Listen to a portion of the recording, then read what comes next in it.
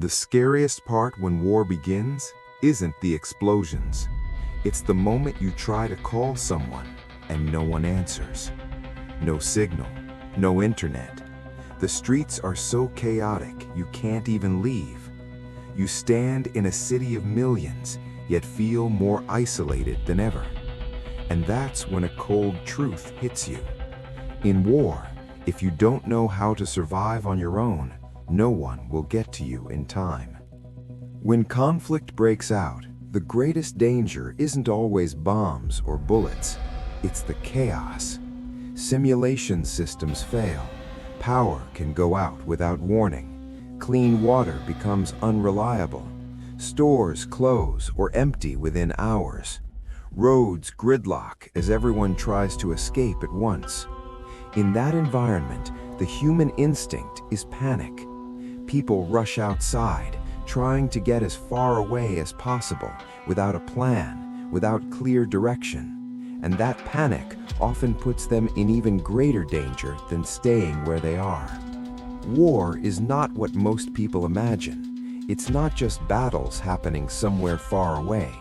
It's the collapse of everything familiar: electricity, water, food supply, reliable information, and the basic sense of safety. In the first hours, you won't fully understand what's happening. News reports will conflict, rumors will spread faster than facts, and one wrong decision can place you in a situation you cannot escape. That's why survival in war isn't about running fastest or leaving first. It's about staying calm, assessing reality, and taking the right actions at the right time. Some actions may seem simple, but done immediately, they can dramatically increase your chances of surviving those first chaotic days. The first and most important step is controlling your mindset. In any dangerous situation, panic is your greatest enemy. It drives emotional reactions instead of logical thinking. It drains your energy, leads to rushed decisions, and makes you overlook critical details. When war begins, the first thing to do isn't to run outside. It's to pause. Take slow breaths. Observe your surroundings. Determine where you are, how serious the immediate danger is, and whether your area appears to be a direct target. Simply staying calm can prevent many fatal mistakes during the early phase. The second step is securing reliable information. In war, information is a survival resource. Without accurate updates, you won't know when to stay, when to move, or which direction is safer. As soon as possible, seek official or trustworthy sources.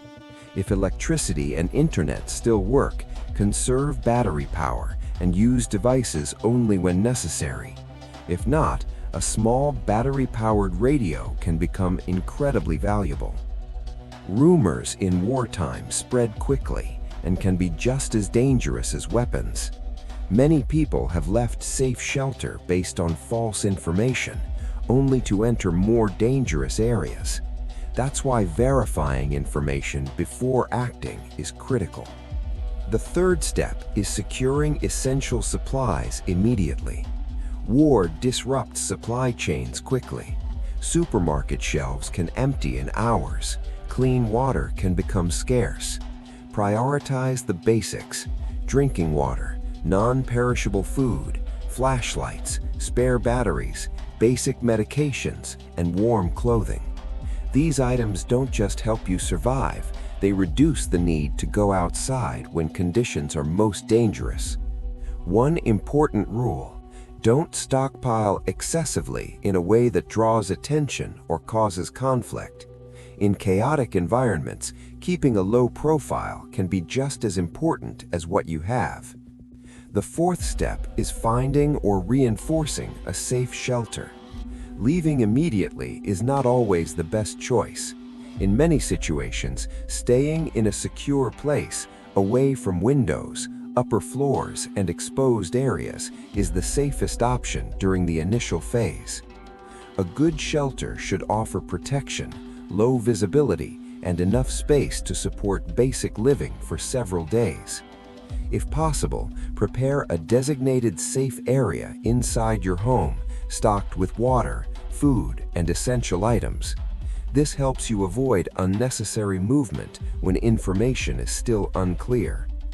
The fifth step is planning for possible evacuation without rushing into it. Wars often last longer than expected, and conditions can change rapidly. There may come a time when you must leave, but that decision requires preparation. Identify potential safe routes, possible destinations, and people you could contact for support. Prepare a lightweight emergency bag so you can move quickly when the right moment comes.